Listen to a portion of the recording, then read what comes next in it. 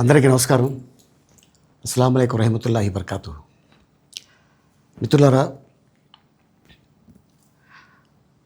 1999లో నేను రాజకీయాల్లో అడుగుపెట్టాను. మా పెద్దాయన డాక్టర్ డి రామానాయుడు గారి కోసం. ఎందుకంటే నేను చైల్డ్ ఆర్టిస్ట్ తర్వాత నేను మళ్ళీ ఒక వయసు వచ్చిన తర్వాత నాకు అద్భుతమైన అవకాశం ఇచ్చి ప్రేమ ఖైదీ అనే సినిమాతోటి మళ్ళీ నా కెరీర్ స్టార్ట్ అయింది చైల్డ్ ఆర్టిస్ట్ తర్వాత. అలాగే వారు బాపట్ల నుంచి ఇలాగ నేను ఎంపీగా నుంచుంటున్నాను రా, నువ్వు రావాలి, నా క్యాన్వాస్ చేయాలి అనగానే తప్పకుండా గురుగారు, ఎందుకంటే మీ సినిమా తర్వాత నేను మళ్ళీ ఒక ఆర్టిస్ట్గా నేను ఎదిగాను, సో డెఫినెట్గా నేను వస్తాను అని చెప్పి వెళ్ళటం జరిగింది. అప్పుడు టీడీపీ హయాంలో దాదాపు ఒకే పార్టీలో 20 సంవత్సరాలు నేను ఉన్నాను. తర్వాత మళ్ళీ ఇటు రావడం జరిగింది.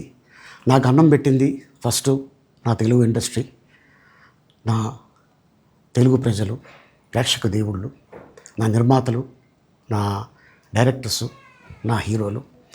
ఈ రోజున ఈ రేంజ్లో నేను వెదిగాను. 45 సంవత్సరాలు ఇండస్ట్రీలో ఉన్నాను. దాదాపు 1200 సినిమాలు పైచిలుకు యాక్ట్ చేయడం జరిగింది. 6 భాషల్లో యాక్ట్ చేయడం జరిగింది. ఓకే, నేను దయాగుణం ఉంది, భగవంతుడు ఇచ్చాడు కాబట్టి నాకు రాజకీయం తోడైతే కొద్దిగా 10 మందికి నేను సహాయపడగలను అనే ఉద్దేశంతో రాజకీయాల్లోకి వచ్చాను తప్ప రాజకీయాలు చేయాలని రాజకీయాల్లోకి రాలేదు.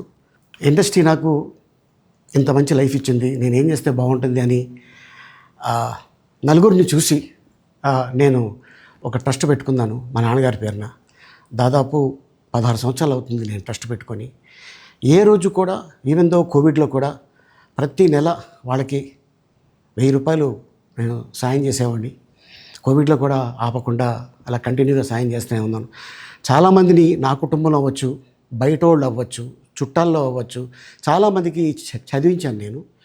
అండ్ అలాగే మా తల్లిదండ్రులు నాకు ఇచ్చిన ఒక గుణం అది అందరితో పంచుకోవాలని చెప్పి ఉద్దేశంతో నేను ట్రస్ట్ కూడా పెట్టుకున్నాను. నా ఇన్కంలో దాదాపు 20% నేను ట్రస్ట్కి ఇవ్వటం జరుగుతుంది. గతంలో కూడా చెప్పా, ఫారిన్ కంట్రీస్లో ఏదైనా ఈవెంట్స్ చేస్తే దాంట్లో నుంచి 60% ట్రస్ట్కి వెళ్ళి 40% నేను తీసుకునేవాడిని. సో ఇట్లాగా చాలా సేవలు చేసి ఉన్నాను కాబట్టి ఈ మాట కూడా నేను మీకు చెప్పుకుంటున్నాను.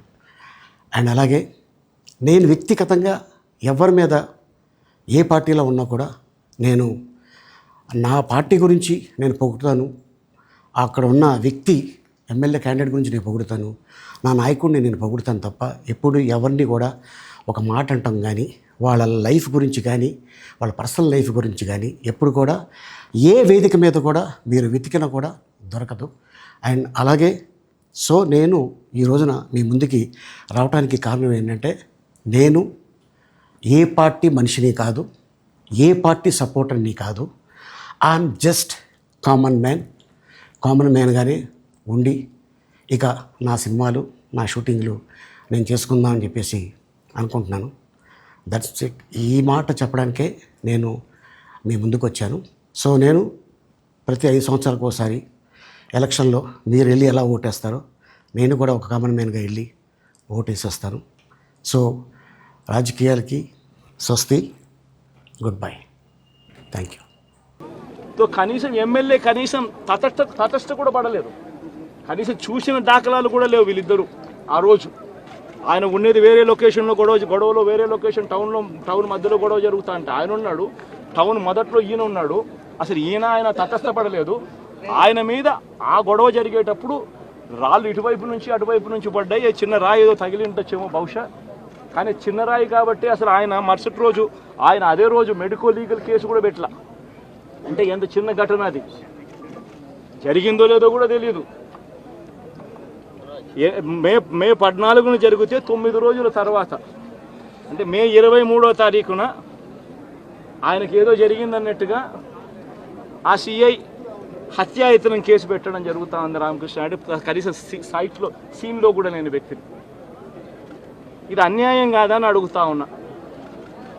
అసలు ఇన్సిడెంటే జరిగిందో లేదో కూడా తెలియదు ఆయనకి. ఏ మేరకు ఇన్సిడెంట్ నిజంగానే జరిగిందంటే మే 14న ఆయన జరిగిందంటే మే 15వ తారీఖునే మెడికో లీగల్ కేసు ఎందుకు పెట్టలేదు? 17వ తారీఖున సిట్ వేసింది కేంద్ర ఎన్నికల సంఘం. 17వ తారీఖు నుంచి 20వ తారీఖు వరకు పల్నాడు ఏరియాలో ఆ సిట్ బృందం తిరిగి ఇన్సిడెంట్ జరిగిన ప్రతి అంశం మీద రిపోర్ట్ ఇచ్చింది. ఆ రిపోర్ట్ ఇచ్చిన దాంట్లో, ఆ సిట్ ఇచ్చిన రిపోర్ట్లలో ఎందుకు ఈ అంశం రాలేదు? మరి ఈ రకంగా ఒక మనిషిని హత్యాయత్నం కేసు మీద బిగించడం ధర్మమేనా? ఇంకొక కేసు కూడా తన మీద హత్యాయత్నం కేసు పెట్టాడు. మే 13వ తారీఖున ఎన్నికల సమయంలో పాల్వాయి గేట్ అనే పోలింగ్ కేంద్రం దగ్గర తాను అక్కడికి వెళ్ళినప్పుడు జరిగిన ఘటన మీద అసలు ఎందుకు ఆ ఘటన జరిగింది? ఎవడన్నా కొద్దో గొప్ప కనీసం ఆలోచన చేసేవాళ్ళు ఎవరైనా ఆలోచన చేయాలి కదా. అక్కడ ఉన్న ఎస్సీలను, ఆ గ్రామంలో ఉన్న సామాజిక వర్గం వాళ్ళు గ్రామంలో ఉన్న బూతులు లేకపోయి ఓట్లు వేసే పరిస్థితి లేకుండా ఉన్నప్పుడు ఎమ్మెల్యే అక్కడికి ఆ గ్రామానికి వెళ్ళినప్పుడు ఎమ్మెల్యే ఆ పరిస్థితిని చూసి ఎస్పీకి 4 సార్లు 5 సార్లు 10 సార్లు ఫోన్ చేసినా కూడా ఎస్పీ రాని పరిస్థితిలో ఉన్నప్పుడు, కనీసం సిఐని ఎస్ఐని కూడా పంపించని పరిస్థితిలో ఉన్నప్పుడు, అటువంటి బూత్లో, సెన్సిటివ్ బూత్లో కేవలం ఒకే ఒక్క హోంగార్డును పెట్టి బూతులు నడుపుతూ ఉన్నారు. అటువంటి పరిస్థితిలో అన్యాయం జరుగుతూ ఉందని చెప్పడం కోసం, అన్యాయం జరుగుతూ ఉన్న వాళ్ళ పక్షాన్ని నిలబడడం కోసం ఎమ్మెల్యే లోపలికి పోయి ఈవీఎంను పగలగొట్టే కార్యక్రమం జరిగింది. ఎందుకు ఈవీఎంలో నిజంగానే ఎమ్మెల్యేనే రిగ్గింగ్ చేసుకుంటా ఉంటే, ఎమ్మెల్యేకి అక్కడ నిజంగానే ఎమ్మెల్యే పరిస్థితి అంత బాగుండింటే ఎందుకు ఎమ్మెల్యే ఈవీఎం పక్కన కొడతాడు? అక్కడ పరిస్థితి బాగలేదనే కదా, అన్యాయం చేస్తూ ఉన్నారనే కదా. అక్కడికి పోయినప్పుడు అన్యాయం చూశాడు కాబట్టే కదా ఈవీఎం పగలగొట్టాడు. ఆ ఈవీఎం ఏదైతే పగలగొట్టిన కేసులు ఏదవుతుందో తనకు బెయిల్ వచ్చింది. ఈరోజు తాను బెయిల్ అక్కడ లోపల ఉన్నది ఈవీఎం పగలగొట్టిన కేసులో కాదు, తను లోపల ఉన్నది ఈవీఎం పగలగొట్టిన కేసులో. అన్యాయం జరిగింది అని చెప్పి, అన్యాయం జరుగుతూ ఉన్న పరిస్థితిలో ఎమ్మెల్యే అక్కడికి పోయి అడ్డుకునే కార్యక్రమంలో జరిగింది అని చెప్పి కోర్టులు కూడా గుర్తించాయి కాబట్టి తనకు బెయిల్ వచ్చింది. కానీ మళ్ళీ ఆ తర్వాత ఏం జరిగింది? ఆ ఇన్సిడెంట్ జరిగిన 10 రోజుల తర్వాత, ఆ ఇన్సిడెంట్ జరిగిన 10 రోజుల తర్వాత అంటే మే 23వ తారీఖున ఎమ్మెల్యే అక్కడికి వెళ్ళి హత్యాయత్నం చేశాడట. అదే పోలింగ్ బూత్లో హత్యాయత్నం చేశాడంట. ఎవడన్నా బుద్ధునోడు ఎవడన్నా నమ్మదానికి ఉందయ్యా? ఎవడన్నా ఎమ్మెల్యే అనేవాడు అక్కడికి పోయినప్పుడు వాళ్ళు చేస్తూ ఉన్న రిగ్గింగు, ఎమ్మెల్యే దానికి అడ్డుకునే కార్యక్రమం చేస్తూ ఉంటే ఎమ్మెల్యే అక్కడికి పోయి ఎమ్మెల్యే హత్యాయత్నం చేస్తాడా?